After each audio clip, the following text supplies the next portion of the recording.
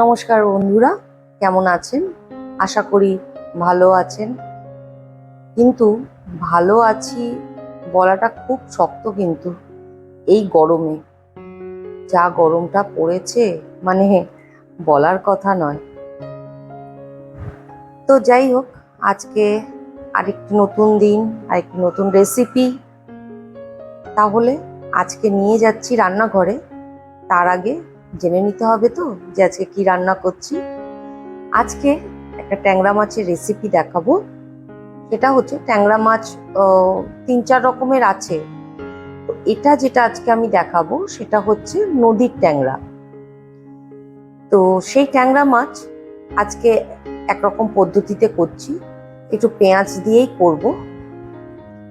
তাহলে দেখে নেওয়া যাক আমি ট্যাংরা মাছটা কিভাবে করছি। তাহলে চলুন রান্নাঘরে দেখা হচ্ছে।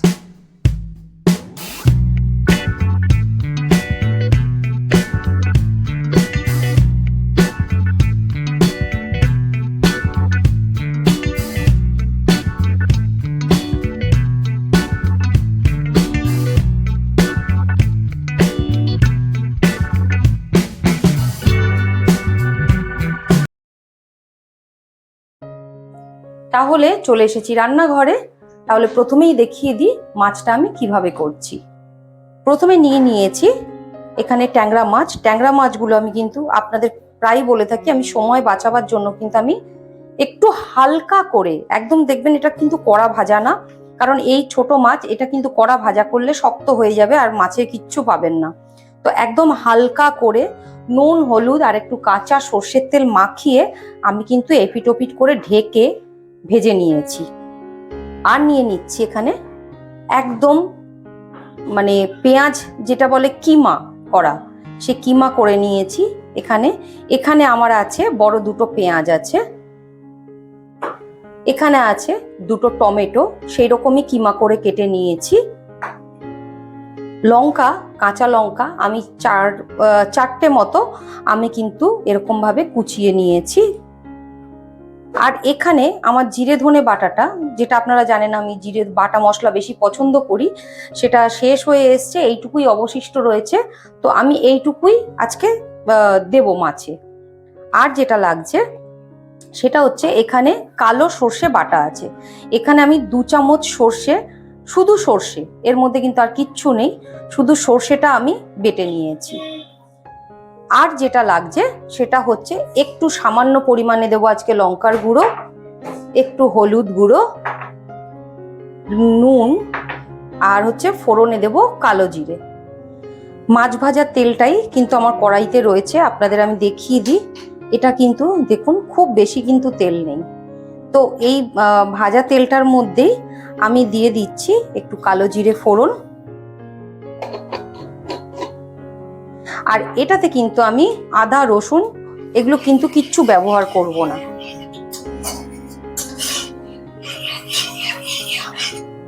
এবারে দিয়ে দিচ্ছি কিমা করা পেঁয়াজটা।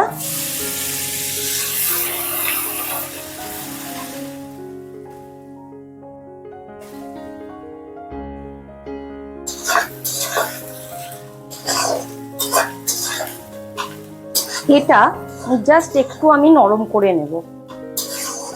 পেঁয়াজটা একটু 1-2 বার আমি নাড়িয়ে নিয়েছি। এবারে এর মধ্যে দিয়ে দিচ্ছি টমেটো কুচিটা।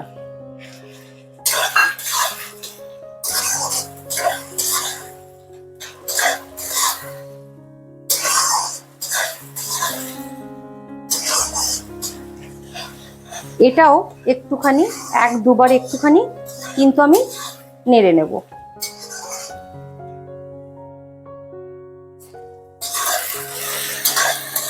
টমেটোটা একেবারে কিন্তু গলে যাওয়ার দরকার নেই, এটাতে একটু টমেটোটা মুখে পড়লেই বরঞ্চ ভালো লাগবে। এবারে আমি দিয়ে দেব যে অল্প পরিমাণে যে জিরে ধনে বাটাটা দেখালাম সেটা, এটা ওই 1 চামচ মতো, জিরে ধনে মিলিয়ে 1 চামচ।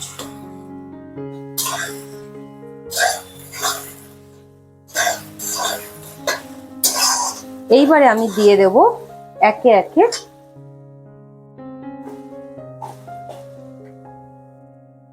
নুন, এটা যেহেতু একটু গা মাখা হবে ওই জন্য আমি এখানে অল্প পরিমাণেই নুন দিচ্ছি।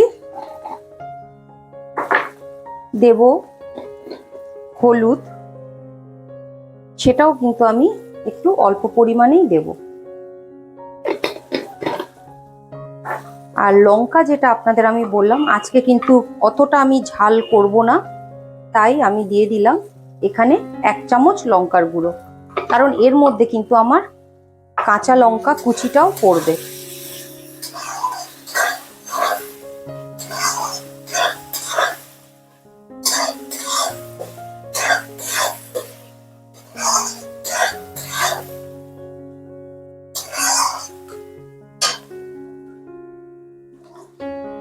দিয়ে দিচ্ছি অল্প করে একটু মিষ্টি। মিষ্টিটা অল্প পরিমাণেই দিতে হবে। এটা যদি মিষ্টিটা কেউ দিতে না চান কোনো দরকার নেই, কারণ পেঁয়াজে একটু কিন্তু মিষ্টি থাকেই।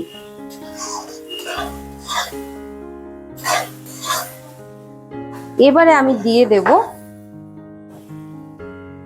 সর্ষে বাটাটা। এই বাটিটা, সর্ষে বাটার বাটিটা আমি ধুয়ে একটু সামান্য জল দেব। আর এই জলটা আমি দিয়ে দিচ্ছি।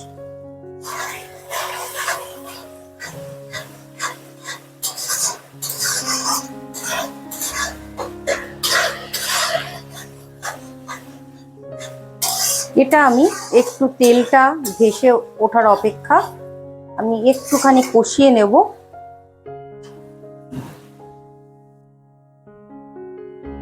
দেখুন, এটা কিন্তু তেলটা ভেসে উঠেছে। এর মধ্যে আমি দিয়ে দেবো এবারে এই ছোট বাটির এই 1 বাটি মতো জল।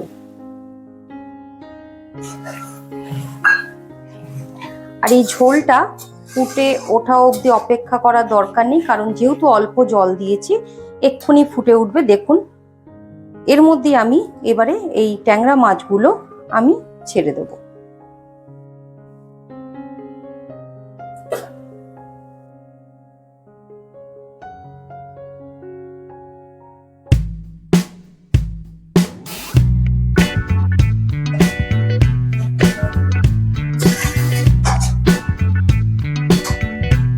এটা এবার একটু মাছগুলোকে একটু নেড়ে এর মধ্যে আমি দিয়ে দিচ্ছি যে কাঁচা লঙ্কা যে কুচনোটা রয়েছে সেটা। আমি গ্যাসটা কমিয়ে দেব, দিয়ে একটু ঢেকে দেব।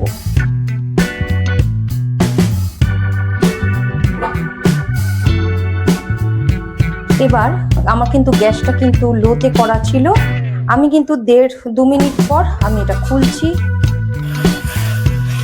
দেখুন, এইরকম কিন্তু হবে।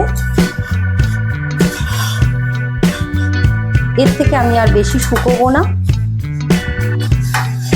আমার কিন্তু ট্যাংরা মাছের ঝাল রেডি।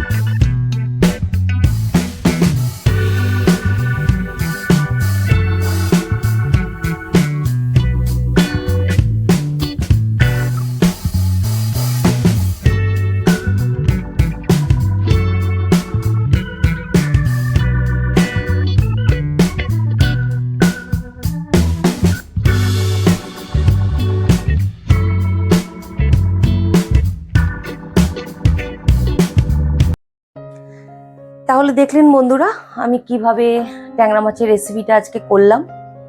তবে হ্যাঁ, একটা কথা, আমার কাছে কিন্তু আজকে একটুও ধনেপাতা ছিল না। যদি আপনারা চান নামাবার আগে একটু ধনেপাতা কুচি দিয়ে নামালে আরও কিন্তু টেস্ট হবে। তাহলে এইভাবে অবশ্যই কিন্তু একবার ট্রাই করবেন। যদি নদীর ট্যাংরা এরকম পান তাহলে এইভাবে একবার করে দেখতে পারেন।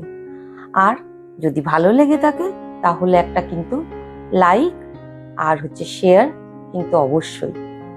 তাহলে আজকের মতো নমস্কার, সবাই ভালো থাকবেন, সুস্থ থাকবেন এই কামনা করি।